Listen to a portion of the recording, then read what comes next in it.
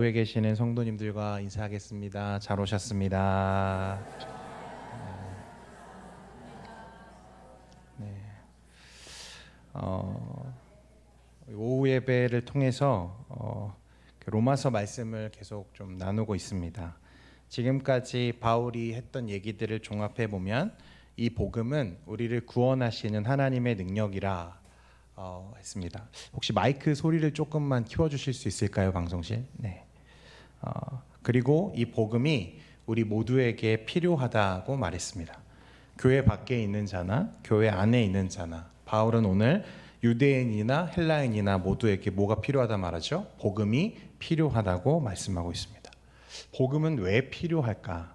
18절에 그 이유가 나오는데요, 이렇게 말씀합니다. 하나님의 진노가 불의로 진리를 막는 사람들의 모든 경건하지 않음과 불의에 대하여 하늘로부터 나타나나니. 무엇이 있다는 거예요? 하나님의 진노가 있다고 말씀합니다. 우리를 구원하시는 하나님의 능력, 그 복음이 우리에게 필요한 이유는 우리가 단지 이 땅에서 기쁨을 누리기 위해서, 좀 더 확실한 평안을 누리기 위해서가 아니라 무엇이 있기 때문이라고요? 하나님의 진노가 있기 때문이라는 거예요. 그 하나님의 진노가 있기 때문에 반드시 복음이 필요하다고 바울은 우리에게 말하고 있는 것입니다. 여러분, 복음이 필요하다는 것은 필연적으로 하나님의 진노가 있기 때문입니다. 이것이 성경의 모든 구속사 아래 흐르고 있는 전제이고 배경입니다. 하나님은 모든 불경건함과 불의에 진노하시고 그런 세상을 반드시 심판하십니다. 하나님이 진노하신다는 것은요, 우리가 생각하는 것처럼 변덕스럽고 또 걷잡을 수 없는 감정을 표출하는 그런 진노가 아닙니다. 제멋대로 화를 낸다든지 자제력을 상실하는 어떤 그런 의미가 아니죠. 마틴 로이드 존스 목사님은 이 하나님의 진노가 죄와 악에 대한 하나님의 철저한 혐오를 말한다고 말했습니다. 하나님은 그 자체가 거룩이시잖아요. 선하시죠. 또한 의로우십니다. 그렇기 때문에 그 존재적으로 이 악과 불의함을 용납하실 수 없는 분이라는 것입니다. 바울이 복음에 대한 확신과 기쁨, 열정을 갖는 것은 너나 할 것 없이 복음을 떠나서는 모두 하나님의 진노 아래에 있다고 그가 생각하기 때문입니다. 반대로요, 여러분, 하나님의 진노가 없다면 사실 누구도 필요가 없죠. 예수님도 필요가 없습니다. 복음도 의미가 없는 거죠. 앞에서 우리는 바울이 말한 대로 헬라인이나 유대인이나, 이 당시 성경적인 개념으로 보자면 이것은 모든 사람, everyone, 한 사람의 예외 없이 모든 사람을 지칭하는 것입니다.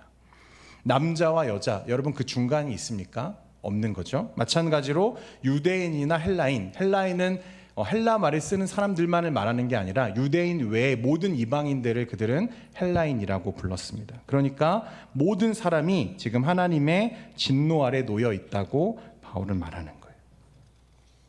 그래서 지금 하나님의 진노의 문제에 대해서 바울은 먼저 이 헬라인들의 죄에 대한 것들을 1장에서 언급하고, 또 뒤에 이어서 유대인의 죄에 대해서 2장에서 기록하고 있습니다. 오늘은 먼저 이 헬라인들, 그러니까 하나님을 모른다고 생각하고 하나님이 없다고 생각하고 살아가는 자들의 죄와 그 문제를 조금 살펴보려고 합니다. 자, 하나님은 그럼 무엇에 진노하시는가? 무엇 때문에 진노하시는가? 말씀해 보니까 불의로 진리를 막는 사람들의 모든 경건하지 않음과 불의에 대하여 하늘로부터 나타난다 했습니다. 경건하지 않음과 불의함, 이것이 바로 하나님을 진노하게 하는 이유라는 거예요.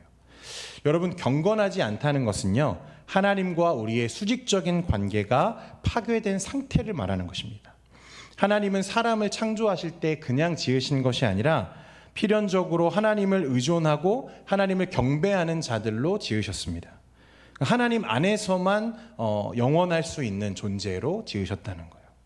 하나님 안에서만 살 수 있는 존재들, 하나님을 의존할 수밖에 없는 존재로 우리를 지으셨습니다. 그런데 죄로 하나님과 단절된 사람들은 이제 어떻게 살아갑니까? 하나님을 의존하지도 않고 하나님을 경배하지도 않습니다.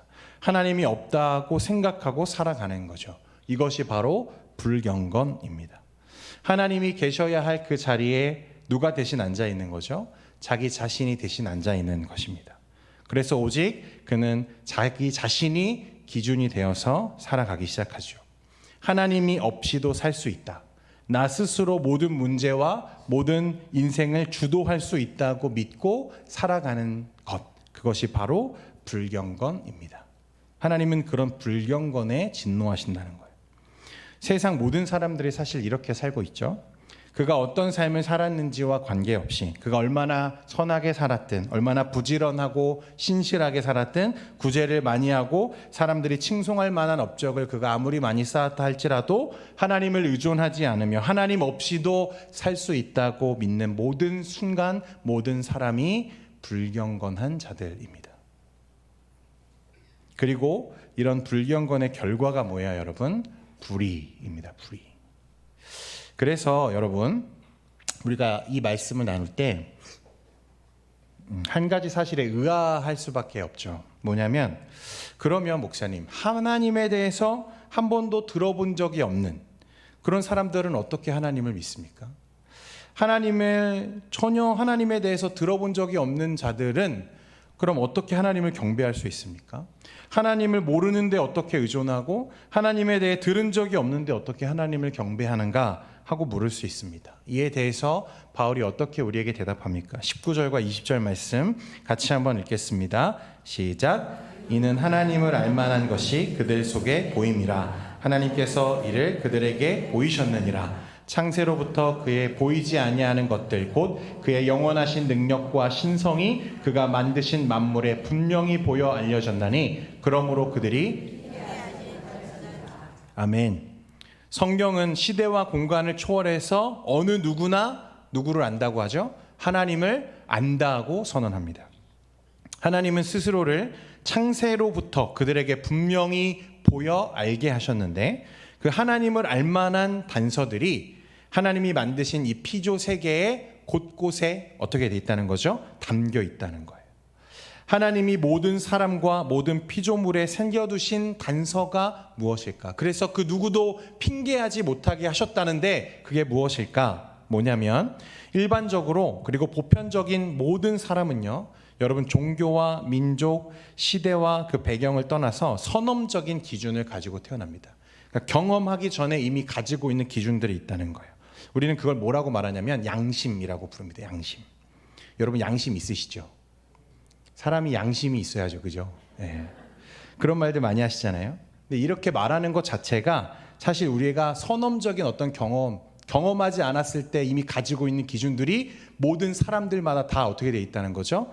있다는 것을 우리가 자인하는 거예요. 그래서 어떤 목사님은요, 이 양심이 하나님이 모든 사람에게 새겨놓으신 신적 메시지다 이렇게 이야기했습니다. 동시에 세상 모든 이치는 하나님의 존재를 우리에게 드러내고 있죠. 바울은 그의 영원하신 능력과 신성이 그가 만드신 만물에 분명히 보여 알려졌다고 했습니다. 하나님은 이 세상을 만드실 때 대충 만드셨습니까, 여러분? 아니죠. 어떻게 만드셨죠? 정말 치밀하게, 그죠? 너무 아름답게 완전하게 창조하셨죠. 하나님의 전능함과 또 온전함이 그 창조에 반영되었습니다. 그리고 하나님은 그런 세상을 만드셨을 때 그것들을 보시며 어떻게 하셨죠? 좋아하셨어요. 그죠? 좋았더라. 우리가 말씀을 통해서 계속 보지 않습니까? 하나님이 좋아하실 만큼 어떤 세상을 만드신 거죠? 아름다운 세상을 만드셨다는 거예요. 물론 우리가 지금 살고 있는 이 세상은 하나님이 지으신 그 창조의 때와 많이 달라져 있지만 파괴되고 왜곡되고 변질되어서 그 아름다움을 많이 상실했지만 여전히 이 세상에 피조된 것들은 하나님의 작품으로서 하나님의 신성과 그 영광을 반영하고 드러내는 것들이 있다는 거예요. 그래서 그런 것들을 볼 때 우리가 하나님의 존재를 알 수 있다고 말합니다. 제가 청년부를 지도할 때요, 한 5개월쯤 지났을까, 그 저 중앙에 한 지체가 처음 보는 지체가 앉아서 예배를 드리고 있는 거예요.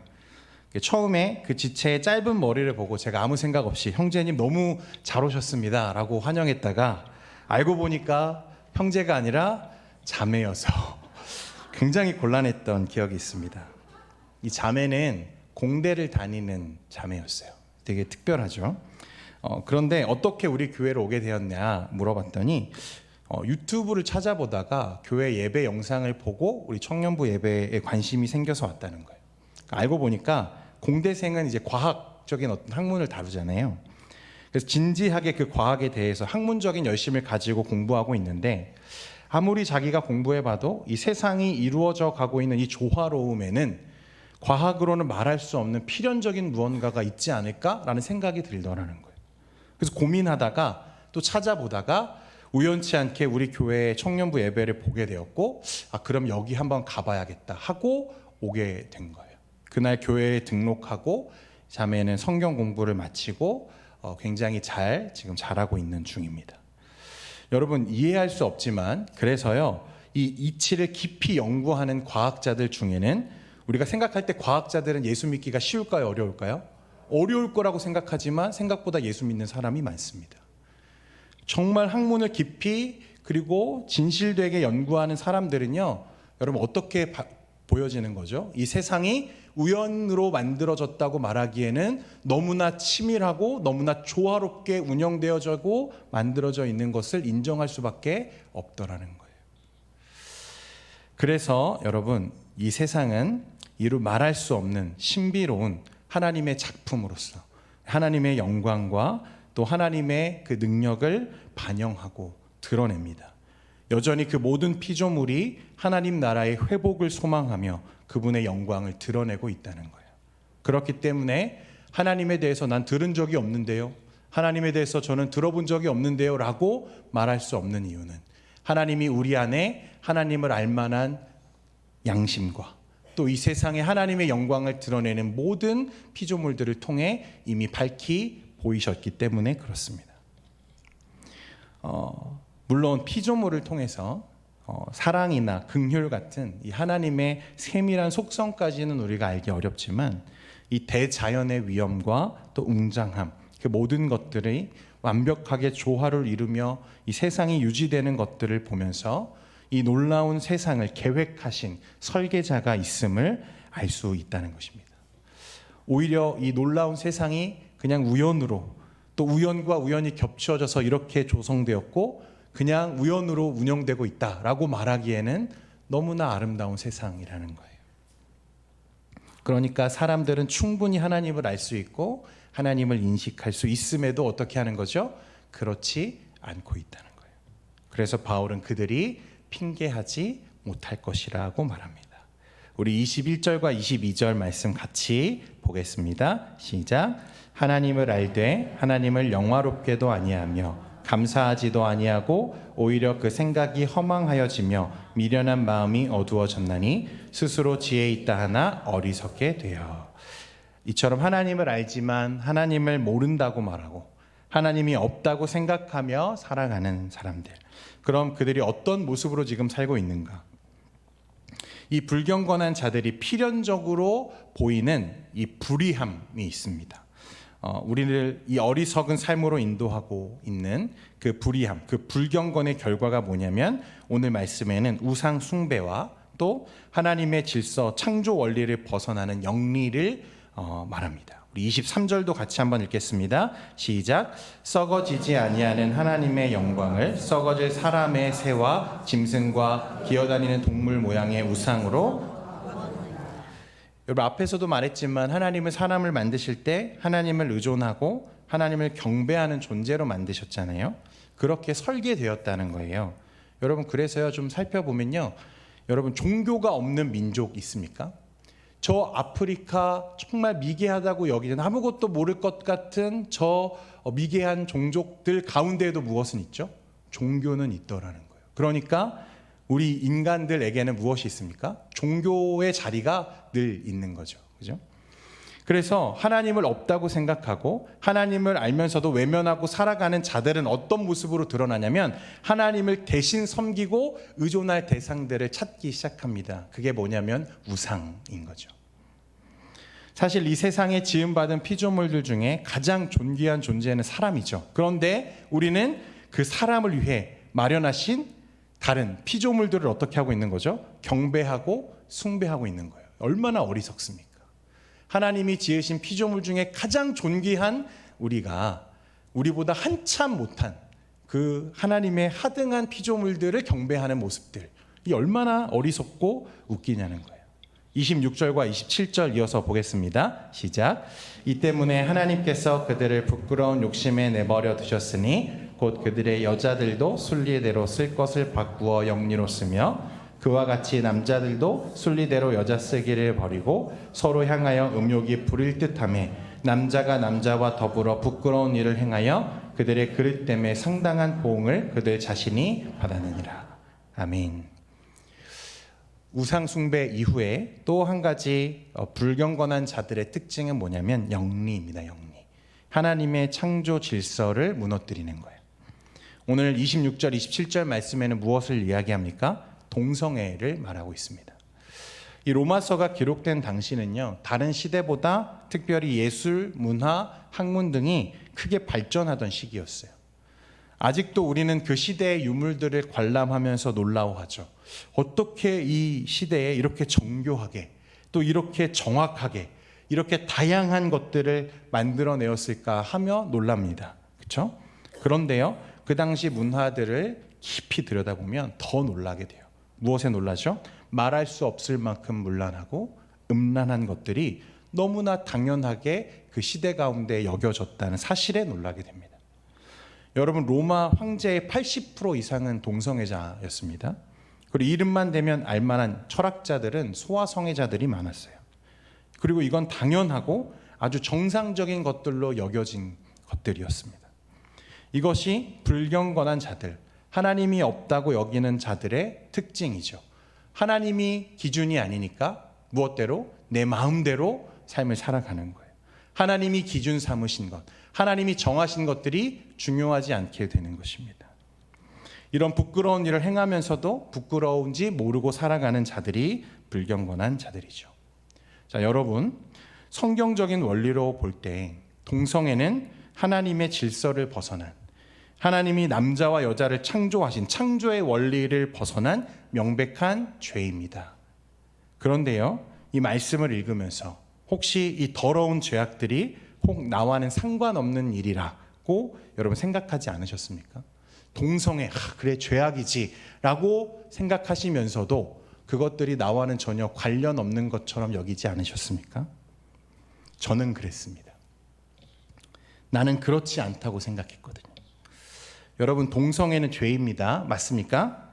그러나 과연 하나님의 순리를 영리로 사용하고 하나님의 질서와 하나님의 거룩을 벗어난 죄가 과연 이 동성애뿐일까요? 아니죠. 여러분, 우리 안에 있는 교만, 탐욕, 자기 중심적인 사고를 가지고 남을 쉽게 판단하고 부정적으로 말하는 습관들, 자기의 뜻과 계획을 하나님의 것으로 둔갑시키려는 교묘한 비열함들. 여러분, 솔직히 우리가 얼마나 교묘하고 교활하고 교만합니까? 여러분, 하나님이 가장 악하게 생각하시는 것은 사실 교만입니다. 성경에서 성적인 죄를 매우 무겁게 다루는 것은 사실입니다. 그건 죄예요.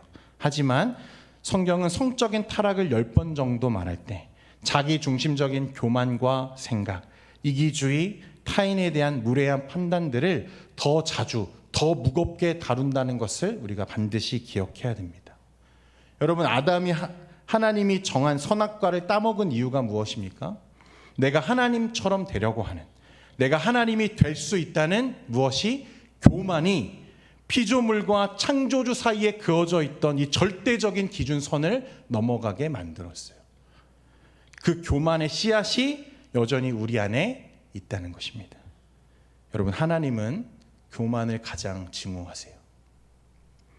우리는 이런 비중 있는 죄악들, 동성애 같은 것들은요, 그 죄악이지, 큰 죄지 라고 말하면서 어느 순간 우리들 안에 있는 이런 교만함들, 비열함들, 교묘함들은 어떻게 하는 거죠? 상대적으로 괜찮은 것처럼 여기고 있다는 거예요.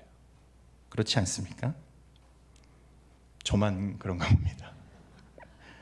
너무 쉽게 여겨요. 거짓된 삶을, 또 하나님이 기뻐하지 않으시는 탐욕과 탐심을, 또 하나님보다 더 사랑하고 섬기는 것들이 내 안에 여전히 있으면서도 그것들을 감추며 을에 우리는 괜찮은 사람이라고 여기며 살고 있지 않은가. 그러므로 여러분, 동성애자, 이 동성애의 문제를 우리가 다루기에 전에요, 우리 이 문제는 하나님보다 자기를 사랑하고 물질과 성공을 탐하는 자가 과연 하나님 앞에 내가 예배할 수 있는가 하는 문제와 사실 정확하게 같은 위치에서 논의되어야 된다는 거예요. 여러분, 동성애만 하나님이 가증하게 여기시는, 하나님을 영리로, 하나님의 질서를 깨뜨리는 영리가 아니라는 것입니다. 우리가 믿음으로 우리 인생의 주도권을 내려놓고 우리 인생의 참된 주인으로 주님을 모셔드림으로 우리가 구원받았다면, 여러분, 사실 동성애자들도 자신의 어떤 성향과 선택보다 나를 남자로, 나를 여자로 지으신 하나님의 계획이 훨씬 더 무겁고 더 큰 가치라는 것을 믿는 믿음이 그들에게 필요한 거죠. 그들은 우리와 동일하게 무엇이 필요한 자들이에요? 예수가 필요한 자들인 거죠. 나는 남자로 태어났지만 내 본래 성은 여자인 것 같아가 아니라, 내가 여자로서의 삶이 끌리고 여자로서의 삶이 내가 더 좋지만 나를 이미 남자로 창조하신 하나님의 질서를 더 무겁게 여기고 인정하는 순종이 그들에게도 필요한 거죠. 이게 동성애를 바라보는 교회의 입장이어야 한다고 저는 믿습니다. 우리는 겹겹이 우리의 죄악들, 우리의 불의함들을 적당히 타협하고 우리의 정당성을 주장하면서 보호하려고 하는 습성이 너무 많아요. 여러분, 그런데 그런 것들을 좀 거두어내야 됩니다. 우리가 우리의 그 불의함, 우리 안에 있는 이 불의함과 타협하는 게 아니라 정말 하나님 앞에 우리가 그 진실을 마주할 수 있기를 바랍니다.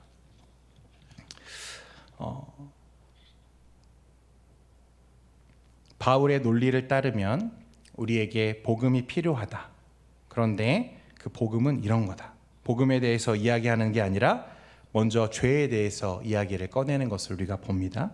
왜냐하면 이 죄에 대한 정확한 인식이 우리를 복음으로 인도하는 그 첫 관문이기 때문에 그렇습니다. 사랑하는 성도 여러분, 하나님의 진노가 있습니다. 믿습니까? 하나님의 심판의 날이 있습니다. 이 세상은 영원하지 않습니다. 주님이 정한 때가 되면 내일의 태양이, 당연하게 떠오르던 그 태양이 떠오르지 않는 날이 반드시 옵니다. 이렇게 하나님의 진노와 하나님의 심판에 대해서 우리가 얘기할 때 여러분, 혹시 마음이 그래도 평안하십니까? 평안하세요? 그렇다면 둘 중에 하나입니다. 하나는 여전히 그 심판과 하나님의 진노하심에 대해서 믿지 않고 죄의 무거움과 그 죄를 미워하시고 혐오하시는 하나님의 성품에 대해서 알지 못하는 것입니다.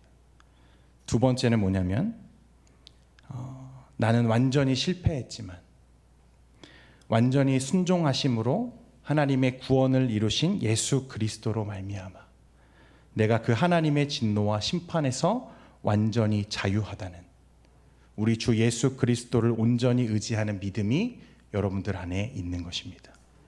여러분들은 모두 후자인 줄 믿습니다.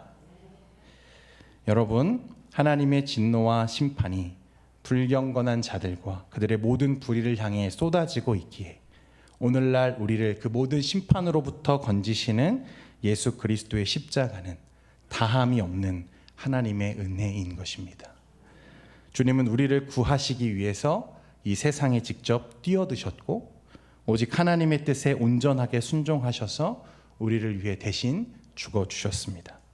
하나님의 심판을 모르면, 하나님의 진노하심에 대해서 말하지 않으면 그리스도도 보이지 않고 복음도 필요하지 않은 것입니다.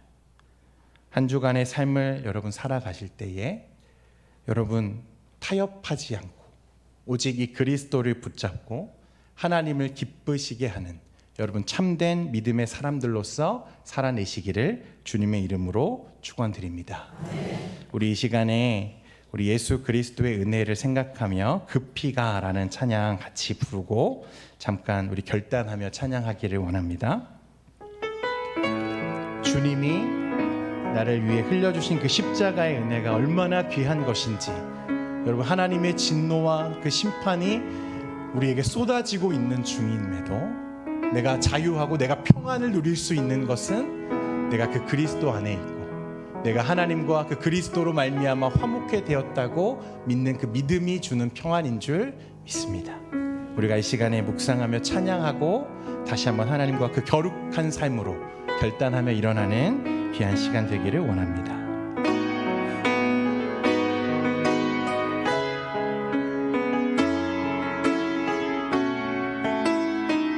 주님이 가신 길, 주님이 가신 길,